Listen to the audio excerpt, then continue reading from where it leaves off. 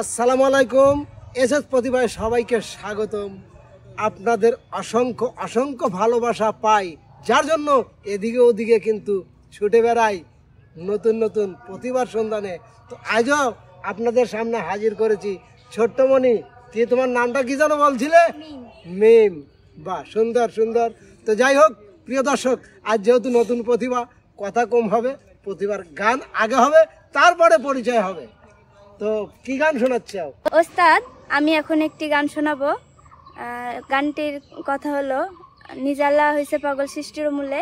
আশা করছি সকলের ভালো লাগবে।